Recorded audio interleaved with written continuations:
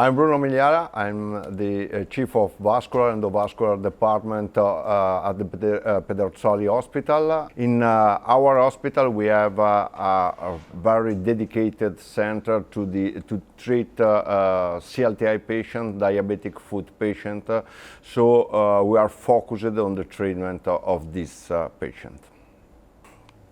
Starting from the concept that below the knee and below the ankle diseased artery are probably one of the most important reasons of the chronic limb-threatening ischemia. When we are speaking about this type of lesion, the lesion in this area, of course, we know well that the lesion in this area usually are more complex, or better, more challenging than the lesion in the proximal arteries, because these lesions are lesions in really small arteries, long lesion, heavy calcified with a poor outflow into the foot. So probably calcium is one of the most important reasons of failure of our endovascular treatment.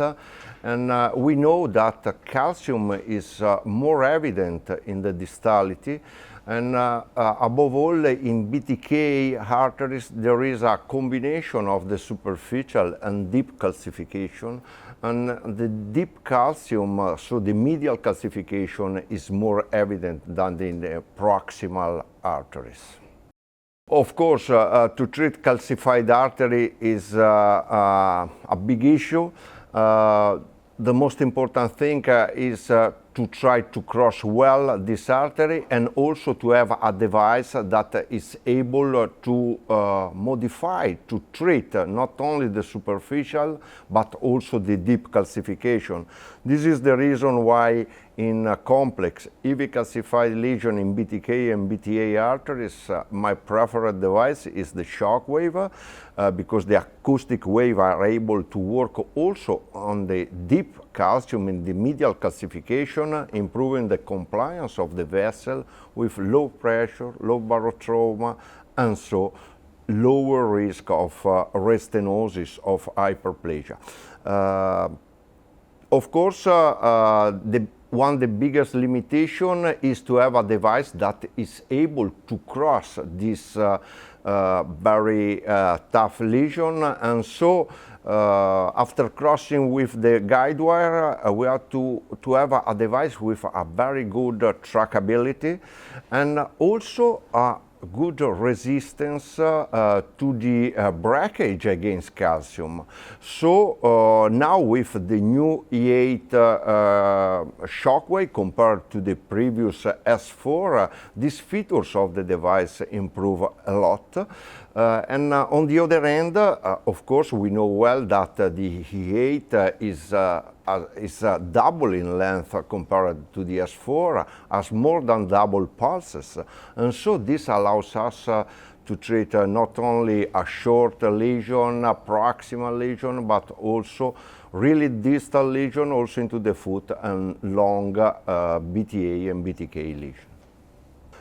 With this, in this clinical case, this clinical case summarize a bit the features of the new E8 Shockwave, because this is, as you can see in the baseline angio, a really challenging case with a total occlusion of both tibial arteries, with a really poor distal flow into the foot. This is the reason, of course, of the dry gangrene into the forefoot, and this gangrene is located, it's more evident in the dorsal part of the foot.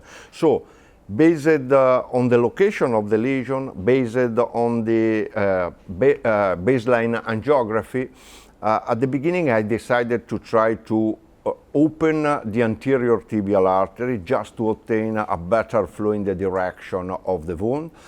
And of course, in complex lesion like this, sometimes we have to use a double axis, antegrade, retrograde, like in this case. At the end, I was able to cross. I did a predilatation, usually with a 2 mm non-compliant balloon.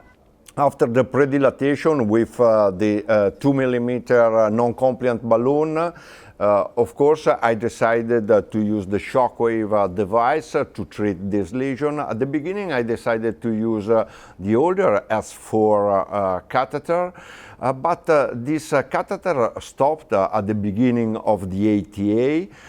Then I decided to open the new version, the new Shockwave E8.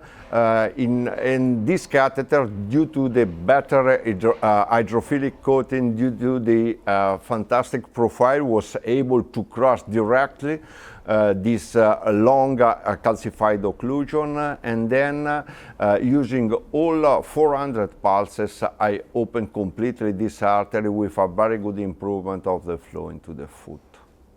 At the end, we obtain a very good improvement of the flow into the foot because the pedal acceleration time at the baseline was higher than 220 milliseconds. At the end was lower than 90 milliseconds, but I think above all the most important thing is that after an adequate foot surgery, we obtain the complete healing of the patient.